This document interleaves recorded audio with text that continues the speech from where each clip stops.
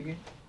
Hi, my name is Lydia Sewell and I'm a professional violinist, here to give a digital webinar on how to practice two common pieces in the violin repertoire. First piece we're going to talk about is Bach's Minuet No. 2 in G major. Second piece is the Accolay Violin Concerto.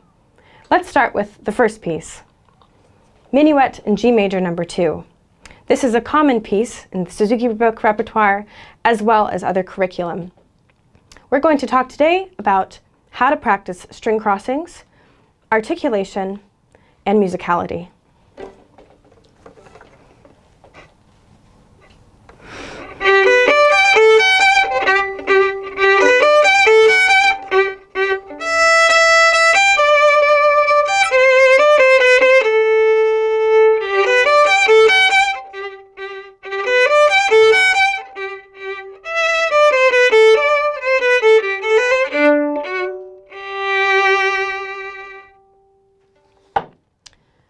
So, the first issue with this piece is usually the string crossings.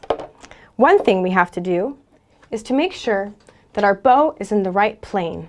And what I mean by that is this. See how the bow moves on different planes?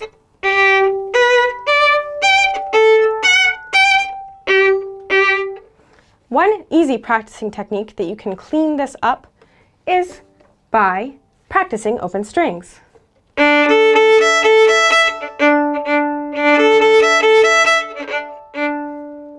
Watch this. Do that 5 times and then put the left hand back in.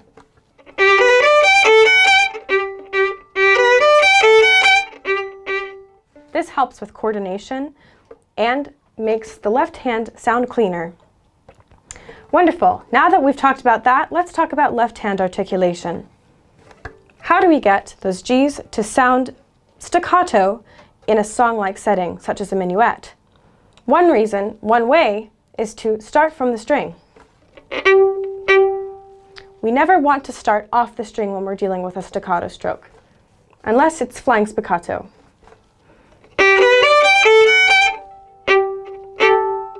Notice I didn't go. You can't hear very well. We have to start from the string if we want a clear articulation. Wonderful. Now let's move on to the Accolay Violin Concerto.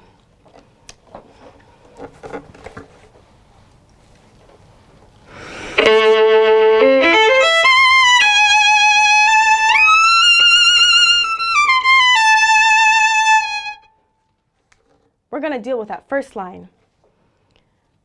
So, it's written piano. I didn't actually start piano. Oops. But it's very difficult to start a piece with a pianissimo stroke. The first thing we have to think about when we're practicing is where we're going to start. I would say the best place to start is somewhere in the lower half, and make sure that you save your bow. Otherwise, this is what's going to happen. You're going to run out of bow for those last notes, which are the most important because there's a crescendo. So, how do we deal with that? First thing is we save the bow. Intense vibrato maybe? Then we speed up. By doing that, we will help the crescendo and it'll help us physically. That also deals with string crossings, not unlike the minuet. Now, how are we going to practice that? Similar to the way we did the minuet. Except this time, we're going to airplay with our left hand, a technique that I use a lot when I'm learning new repertoire.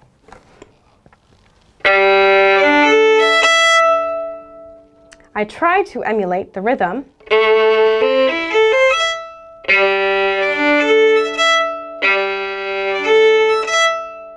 and sometimes I pretend to put my fingers down. When I put the fingers back, just like I did now, it sounds a little cleaner than it did when I started. The next point is the left hand. We've talked about the bow arm, let's talk about the left hand. How do you make sure that C is not going to be sharp? That's common in this piece. It's very easy to go instead of. So, one way we do that is we have to make sure that we move the elbow to the left, especially with string crossings. Similar to how the bow starts on the G string and we move in different planes, Same thing goes for the left hand and the elbow. The elbow starts here in maybe G position, and as it goes and ascends strings, we move the elbow ever so slightly to the left. So the general motion for both hands is something that goes like this, kind of like a swing. Once you figure that out, it helps the articulation a lot. Now that we've talked about bow and the physical aspects of playing, let's talk about how to shift. That's a very common problem in beginning repertoire as well as intermediate levels. So there are several different ways you can shift. First way is to shift from the old note, the old finger, to the old finger. You could also shift from an old finger to a new finger. And finally, the way I prefer is when you actually figure out what position you're starting in and what position you're going to. Let's talk about the first way. If I decided to shift from first position to fifth position on the violin with the third finger, this is how it would sound. This is kind of common in Russian school of playing, where we slide into that note, kind of nice, juicy. But you might not want that way. So what are some other options? Well, we could try old finger to a new finger.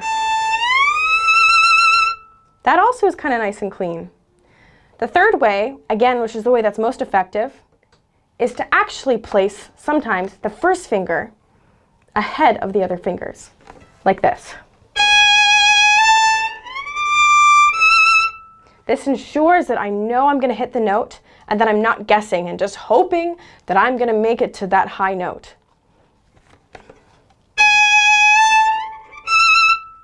One way we can practice that again is to just do this.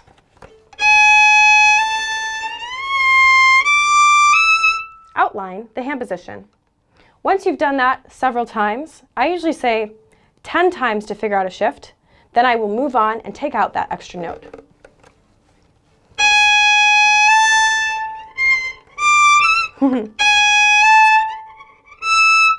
That's what we have now. Now that note is nice and tuned. So that's kind of what we've talked about today. With the minuet, we talked about open strings to cross. We talked about how to get a clear staccato articulation. And in the Accolay violin concerto, we talked about starting soft and piano, gradually ascending by using speed of the bow arm to accomplish this. We talked about string crossings, starting from here and then using your arm to leverage to go a little bit faster. And then we talked about shifting. How do you shift? The 3 different types. Hopefully this has been educational, and I look forward to seeing you all soon.